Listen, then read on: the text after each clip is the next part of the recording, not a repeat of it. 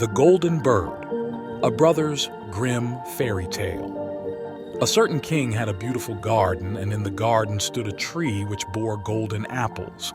These apples were always counted, and about the time when they began to grow ripe, it was found that every night one of them was gone. The king became very angry at this and ordered the gardener to keep watch all night under the tree.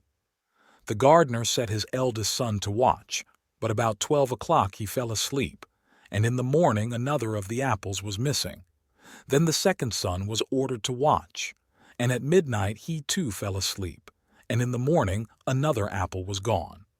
Then the third son offered to keep watch, but the gardener at first would not let him, for fear some harm should come to him. However, at last he consented, and the young man laid himself under the tree to watch. As the clock struck 12, he heard a rustling noise in the air, and a bird came flying that was of pure gold. And as it was snapping at one of the apples with its beak, the gardener's son jumped up and shot an arrow at it. But the arrow did the bird no harm, only it dropped a golden feather from its tail and then flew away. The golden feather was brought to the king in the morning, and all the council was called together. Everyone agreed that it was worth more than all the wealth of the kingdom. But the king said, "One feather is of no use to me. I must have the whole bird." Then the gardener's eldest son set out and thought to find the golden bird very easily. And when he had gone but a little way, he came to a wood, and by the side of the wood he saw a fox sitting. So he took his bow and made ready to shoot at it. Then the fox said, "Do not shoot me, for I will give you good counsel. I know what your business is, and that you want to find the golden bird. You will reach a village in the evening, and when you get there, you will see two inns opposite to each other, one of which is very pleasant and beautiful to look at. Go not in there, but rest for the night in the other, though it may appear to you to be very poor and mean." But the son thought to himself, "What can such a beast as this know about the matter?" So he shot his arrow at the fox, but he missed it, and it set up its tail above its back and ran into the wood. Then he went his way, and in the evening came to the village where the two inns were, and in one of these were people singing and dancing and feasting, but the other looked very dirty and poor. "I should be very silly," said he, "if I went to that shabby house and left this charming place." So he went into the smart house and ate and drank at his ease and forgot the bird and his country too. Time passed on, and as the eldest son did not come back and no tidings were heard of him, the second son set out, and the same thing happened to him. He met the fox, who gave him the good advice. But when he came to the two inns, his eldest brother was standing at the window where the merrymaking was, and called to him to come in. And he could not withstand the temptation, but went in, and forgot the golden bird and his country in the same manner. Time passed on again, and the youngest son too wished to set out into the wide world to seek for the golden bird. But his father would not listen to it for a long while, for he was very fond of his son, and was afraid that some ill luck might happen to him also, and prevent his coming back. However, at last it was agreed he should go, for he would not rest at home, and as he came to the wood, he met the fox and heard the same good counsel. But he was thankful to the fox, and did not attempt his life as his brothers had done. So the fox said, "Sit upon my tail, and you will travel faster." So he sat down, and the fox began to run, and away they went over stock and stone so quick that their hair whistled in the wind. When they came to the village, the son followed the fox's counsel, and without looking about him went to the shabby inn, and rested there all night at his ease. In the morning came the fox again, and met him as he was beginning his journey, and said, "Go straight forward till you come to a castle before which lie a whole troop of soldiers fast asleep and snoring.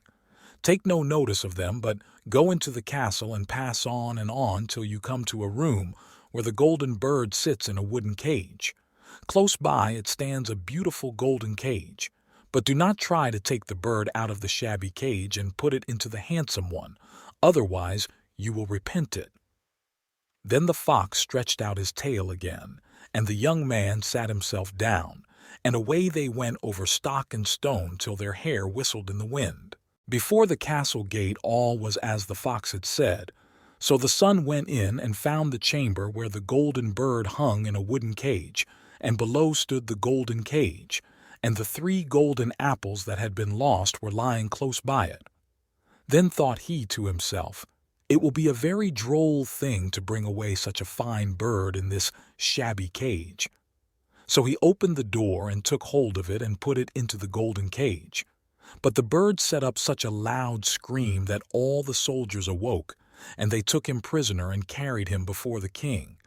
The next morning the court sat to judge him, and when all was heard, it sentenced him to die, unless he should bring the king the golden horse which could run as swiftly as the wind. And if he did this, he was to have the golden bird given him for his own.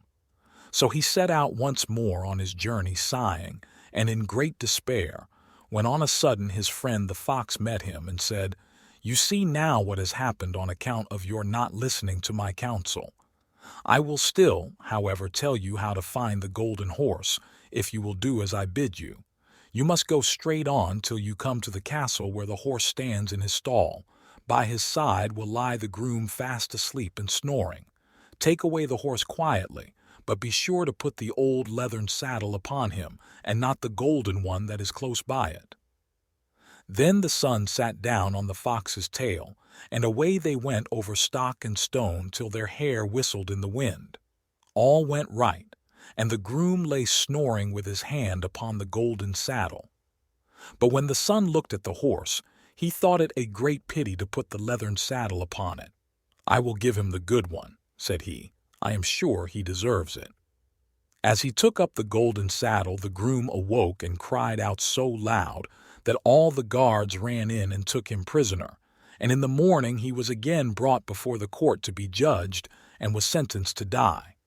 But it was agreed that, if he could bring thither the beautiful princess, he should live, and have the bird and the horse given him for his own. Then he went his way very sorrowful, but the old fox came and said, "Why did not you listen to me? If you had, you would have carried away both the bird and the horse. Yet will I once more give you counsel. Go straight on, and in the evening you will arrive at a castle. At 12 o'clock at night the princess goes to the bathing house. Go up to her and give her a kiss, and she will let you lead her away.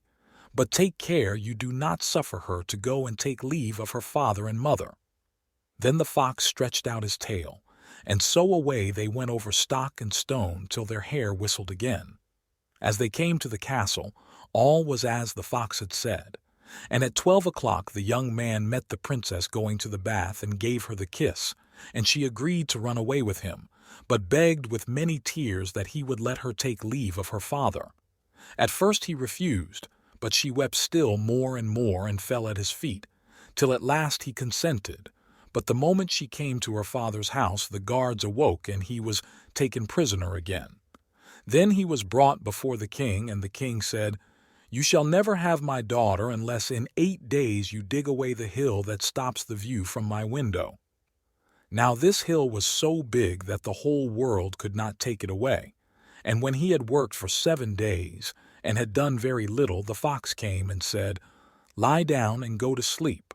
I will work for you." And in the morning he awoke, and the hill was gone. So he went merrily to the king and told him that now that it was removed, he must give him the princess. Then the king was obliged to keep his word, and away went the young man and the princess. And the fox came and said to him, "We will have all 3, the princess, the horse, and the bird." "Ah," said the young man, "that would be a great thing, but how can you contrive it?" "If you will only listen," said the fox, "it can be done. When you come to the king and he asks for the beautiful princess, you must say, 'Here she is.' Then he will be very joyful, and you will mount the golden horse that they are to give you, and put out your hand to take leave of them, but shake hands with the princess last. Then lift her quickly onto the horse behind you, clap your spurs to his side, and gallop away as fast as you can." All went right. Then the fox said, "When you come to the castle where the bird is, I will stay with the princess at the door, and you will ride in and speak to the king. And when he sees that it is the right horse, he will bring out the bird. But you must sit still and say that you want to look at it, to see whether it is the true golden bird. And when you get it into your hand, ride away." This too happened as the fox said. They carried off the bird, the princess mounted again, and they rode on to a great wood. Then the fox came and said, "Pray kill me and cut off my head and my feet." But the young man refused to do it. So the fox said, "I will at any rate give you good counsel. Beware of two things. Ransom no one from the gallows, and sit down by the side of no river." Then away he went. "Well," thought the young man, "it is no hard matter to keep that advice." He rode on with the princess, till at last he came to the village where he had left his two brothers. And there he heard a great noise and uproar, and when he asked what was the matter, the people said, "2 men are going to be hanged."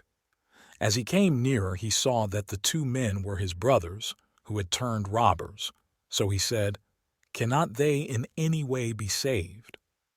But the people said, "No, unless he would bestow all his money upon the rascals and buy their liberty." Then he did not stay to think about the matter, but paid what was asked, and his brothers were given up and went on with him towards their home. And as they came to the wood where the fox first met them, it was so cool and pleasant that the 2 brothers said, "Let us sit down by the side of the river and rest a while to eat and drink." So he said, "Yes," and forgot the fox's counsel, and sat down on the side of the river. And while he suspected nothing, they came behind and threw him down the bank and took the princess, the horse, and the bird, and went home to the king their master and said, "All this have we won by our labor." Then there was great rejoicing made, but the horse would not eat, the bird would not sing, and the princess wept. The youngest son fell to the bottom of the river's bed. Luckily it was nearly dry, but his bones were almost broken, and the bank was so steep that he could find no way to get out. Then the old fox came once more and scolded him for not following his advice. Otherwise no evil would have befallen him. "Yet," said he, "I cannot leave you here, so lay hold of my tail and hold fast." Then he pulled him out of the river and said to him, as he got upon the bank, "Your brothers have set watch to kill you if they find you in the kingdom." So he dressed himself as a poor man, and came secretly to the king's court, and was scarcely within the doors when the horse began to eat and the bird to sing, and the princess left off weeping. Then he went to the king, and told him all his brothers' roguery, and they were seized and punished, and he had the princess given to him again. And after the king's death he was heir to his kingdom. A long while after he went to walk one day in the wood, and the old fox met him, and besought him with tears in his eyes to kill him and cut off his head and feet. And at last he did so, and in a moment the fox was changed into a man, and turned out to be the brother of the princess, who had been lost a great many years. The end. The moral of the story.